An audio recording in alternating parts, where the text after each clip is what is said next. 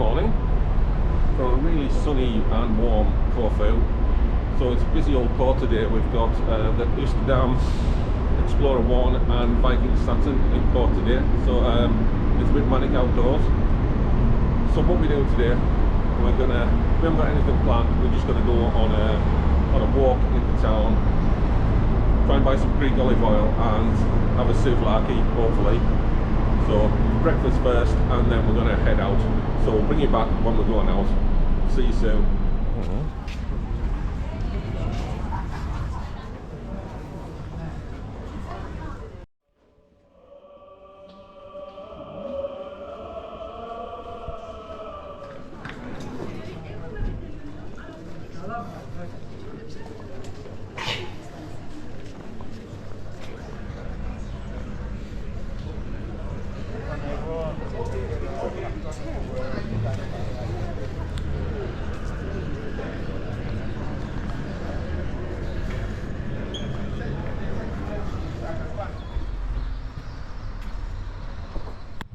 Hi again. So we made it into Corfu Town. We just kind of dipped into the Museum of Asian Art, more for some shade than anything else. I've just been walking around the streets. Hello. Hi. Nice to see you here. And I think we're going to head down the waterfront and maybe get some souvlaki or a drink. So we'll bring you back in a little while when we're back out in the sun.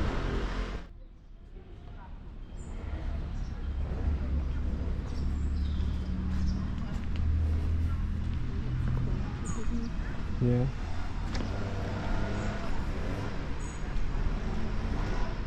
Do you want to go up on the top?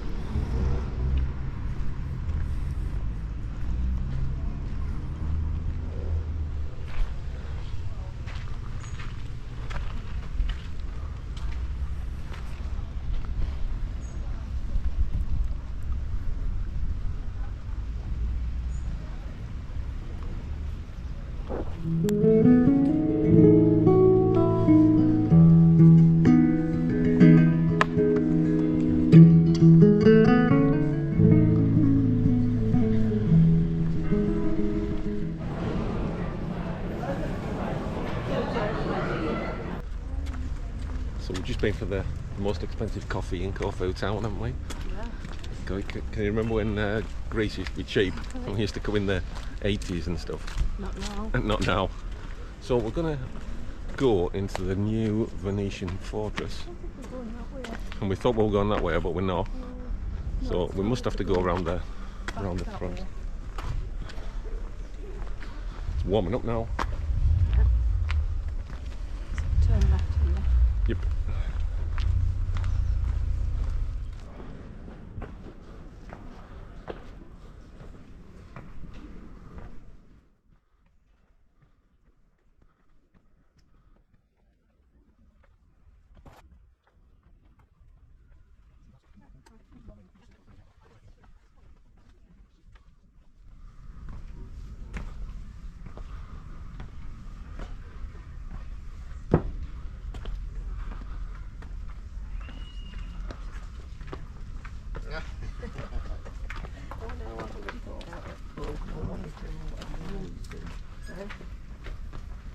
So do you want to walk up and do it?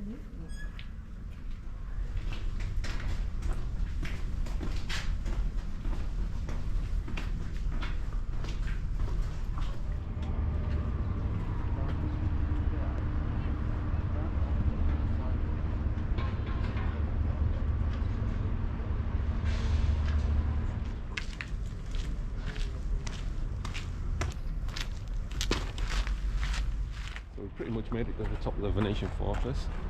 It was €5 to get in, and it's worth it, isn't it? I think. Just for the views alone.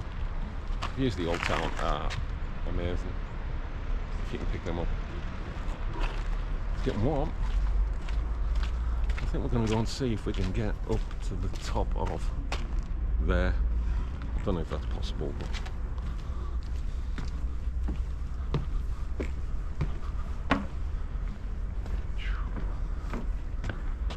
do you want to go up? Yeah.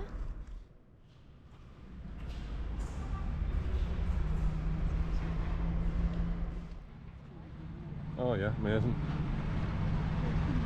Yeah.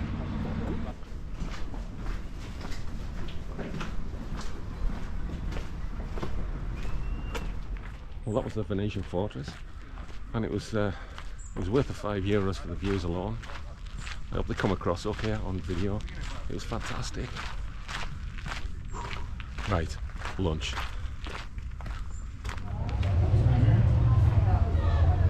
Cheers. Corfu beer.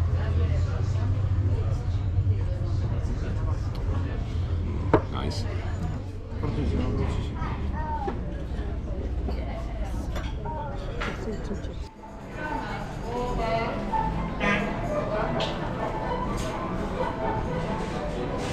It's all happening.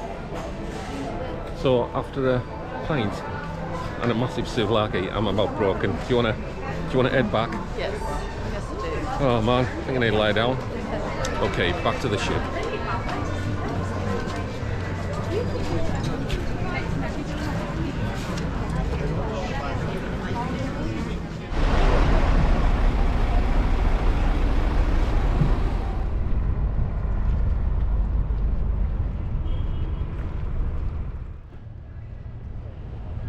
So we've been joined after the Amsterdam left by the Norwegian escape. It's massive. What size is that thing? Actually get a stiff neck looking up.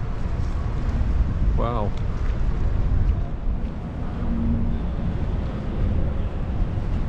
Right, let's get back on.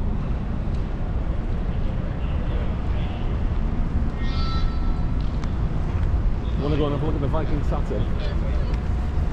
I'm just going to get jealous.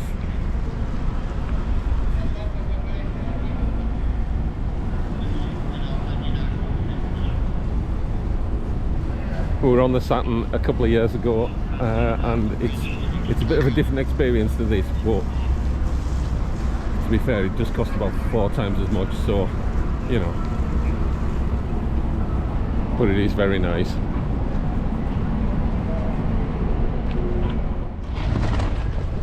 Well, we've been to look at all the posh ships, and we're on the least posh, but it didn't cost us anything like what it would have on them, so we're okay with that. Yeah, and it was just a cheeky week away, so let's get back on and pay for coffee. Yeah. Hey ho. Well, that's a wrap on another great day. We had a fantastic time in Corfu.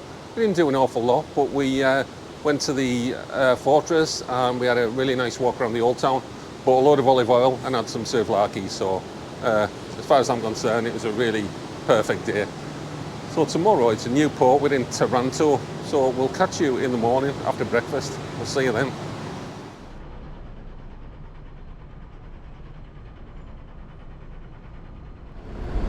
Morning. So you know the drill, it's a different day, different port. So today we're in Taranto. It's somewhere that we've never been to before, and not having done any research, we don't know anything about it. So we've just got off the shuttle bus, and we're gonna have a walk around and see if we can find anything remotely interesting. It's not looking massively promising, but let's see. Right, I'll bring you back in a minute when we find something. Well, they say you shouldn't judge a city by its port, and the port's pretty rough, to be honest, but once we've gone into town, it's really beautiful. There's like palm tree lined boulevards, and it just looks really nice and old, and I think we're definitely going to go in that fort later, so yeah, we're starting to get a better impression of Taranto.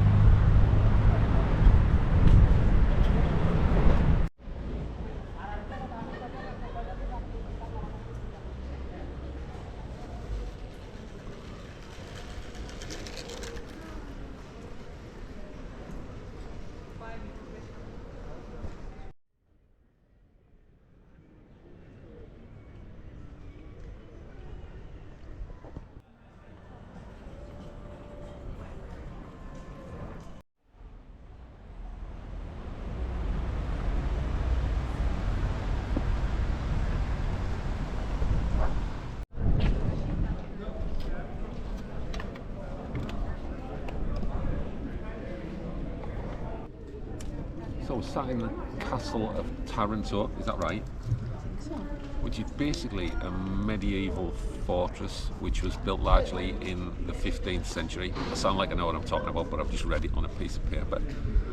So it's been here since medieval times in one form or another, but rebuilt in the 15th century, and it's kind of a tourist attraction now. And it's really nice. It was really busy before, but it's gone quiet, and there's loads of like little rooms, like little museum places that you can go into, and it's just nice to spend an hour. Yeah. Yeah. About now. It's so nice. Yeah, it's so nice, Si.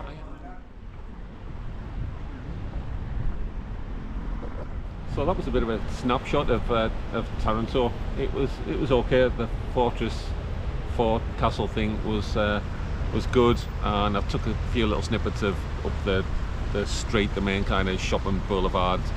So hopefully that'll give you a flavour of what it's like. I think this is one of these places where if you dock here, you go and do something rather than just go into town, because there's not that much to do other than drink coffee or go to churches and stuff. So yeah, hopefully that's been helpful, if nothing else. So I think we're going to head back to the ship now and have some lunch.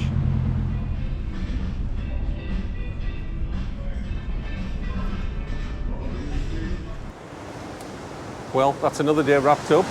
It was a fairly mediocre day in Taranto, to be fair, but we enjoyed it nonetheless, and this is kind of the penultimate night of the cruise, so it's formal night, hello, and we're going to have some dinner and a couple of drinks as usual, and then sea day tomorrow. What I was going to do tomorrow, I was just going to kind of wrap up my thoughts on the ship and the cruise in general, so we'll maybe do some footage at dinner, and then we'll regroup tomorrow and we'll kind of talk about what the Azura is like as a 15-year-old ship. So we'll catch you then. Hi there. So if you hadn't noticed already, we're back home. It's been about a week and I've just got round to filming this. Now, I was going to film my final thoughts on the last sea day, but that kind of didn't happen. So I decided to do it when I got home. So I'm just going to go through a few things about the ship and the facilities and the excursions and the food and things like that, and just put a few thoughts out there about what I think about Azura and what she's like at 14 years old. So the ship is generally in really good condition considering its age. I can't think of any other public areas which I looked at and thought, oh, now they need a serious upgrade. So generally the ship is in great condition. One kind of negative, and I wouldn't say it's a big negative, but it's a constant one, is the toilety, sewagey smell on the prom deck, which is quite overpowering and quite unpleasant. So the embarkation was super smooth. We arrived at Valetta airport at about lunchtime and went straight out of the terminal, and there were people waiting for us to direct us to buses, and we dropped our luggage off there, and we were at the ship in about 10 minutes, and the embarkation paperwork also took around 10 minutes, and then we were straight on the ship. It was super slick, which is good because it was around 31 degrees and absolutely red hot, so that was appreciated and really efficiently done. So moving on to the cabin, we opted to stay in an inside cabin on deck 11. Now, I've done a little cabin tour, which is really short, and I'll link that in the description below. The cabin was generally very good. The space inside the main cabin was great. There was a lack of plug sockets generally, but the cabin was good. The bathroom was absolutely tiny, as you'll see if you watch the cabin tour, and that was kind of the only negative, and it had the dreaded kind of shower curtain, and you couldn't really swing a cat in it, but that was the negative of the cabin. Generally, it was very good. So moving on to the biggie, food. We ate in a number of specialty restaurants while we were there. We tried the Beach House a couple of times, Sindhu, the Glass House, the Pool Grill. We opted to stay and the main dining room. We opted to stay clear of the buffet as much as we could because there was a gastro outbreak on board, and at times the buffet was like a bit of a zoo, so we kind of avoided it when we could. The specialty restaurants were generally very good, as you'd expect, because you paid for them. But the main courses in Sindhu we both found quite disappointing. But that was kind of the only negative. The beach house and the glass house were really, really good. Main dining room, it was, I think we ate there maybe 2 or 3 times at dinner, and it was okay. It was nothing special, but for the price point on P&O, it was, I'm going to say okay. It was okay. We also ate in the main dining room at breakfast time quite a few times using the virtual queue. That was a really nice experience, just sitting down and having stuff brought to you rather than having a ruck in the buffet. It was really nice. I would really recommend doing that as much as you can. Okay, so bars on board. There are lots and lots of bars on board, and generally they've got entertainment on at different times of the day. We felt that the selection of drinks was really good in the bars, and the price of the drinks was kind of on par with what you would pay at home. It wasn't extortionate. For example, like you'd pay on Royal Caribbean. It was really, really good. So shops on board. There are quite a large selection of shops selling the usual suspects, kind of jewellery, chocolate, ship-related things, watches, that kind of thing. What we found, though, because we sailed out of Malta, there was a sales tax of 18%. So what that meant was, once they'd added that money onto what you bought, the prices were pretty comparable with their own. So, you know, if you wanted a watch, for example, you know, if you wanted to buy a tag or something, it probably wasn't worth it because of the tax on top. It would just make it the same price at home, so there wasn't a lot of point. So ports of call on this Adriatic cruise, there was a nice selection of ports. We started off in Valetta, and then we were at Split and Dubrovnik and Corfu and then Taranto. All these ports of call are on this video and the previous one that I've done, so please do have a look at them. Getting on and off the ship was generally really good. There was no queues or anything, and on ports that we had to be shuttled out of, there were shuttle buses. Now, if you booked a select fare, those buses were free, and if you booked a saver, they were around £4 each way. So just bear that in mind. If you booked a saver fare, you will have to pay for the shuttle buses. Okay, excursions. I don't have that much experience of P&O excursions, and when we looked at this particular cruise, there was only one that we fancied. Now, that was a wine tour in Dubrovnik, and I think we paid £56 each, and it was a full day excursion. And for that, you got transport, obviously, and we went on a vineyard tour. We actually went to 3 places, 2 vineyards and a flour mill, and we got drinks in each one of those. All that's on the first video, by the way. So we got drinks in all 3 of those, and we got food as well. And I would say it's one of the most value for money excursions I've ever been on. It was fantastic and really interesting. Now, I can't speak for all the other P&O excursions, but this one in particular, it was probably one of the best value ones I've ever been on. So I wouldn't be too concerned about booking a P&O excursion. They seem to be quite good value for money, or at least they don't seem to be a lot of money. I know it's probably important that you should compare with what you can get shoreside independently, but that one was fantastic value for money. So disembarkation, when we got back to Malta, we did the usual and left our suitcases outside our rooms the night before. You didn't have to leave them out up until 2 a.m, which was really good, because it meant we could go out for dinner and then come back and pack and put them out at bedtime. And we didn't see those cases until we flew back into Glasgow on the carousel. So that was really good, not lugging your cases about in the airport. So it meant that we could just go straight from the ship to the airport and straight through security because we were already checked in. It was a really slick operation from getting off the ship to getting in the airport, and there was plenty of people there to direct where you should go. I was really impressed with it. So final thoughts. I've made some notes.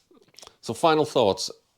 We thought Azura was in fantastic condition when you consider her age. The specialty food is generally very good. We did have a disappointing main course at Sindhu, but apart from that, it was great and it wasn't too much additional money. The included food is fine in the main dining room, but it's, you know, it's not fantastic. But we both thought that it was sort of indicative of the price that you'd paid. There was nothing wrong with it. It just was okay. Oh, okay, the big one. The sewagey smell in areas of the ship was quite overpowering and unpleasant and constant. And if you ever go on Azura and you go on the promenade deck, you'll know exactly what I'm talking about. I'm not saying don't go there, just be prepared for it. So, would we travel on Azura again, or P&O? It's a yes. I think for what we paid, we wanted a kind of a cheap and cheerful week away somewhere warm, and it really fitted the bill. And for what we paid, which was just over £1,000 each for a week away, including flights, was fantastic value, we thought.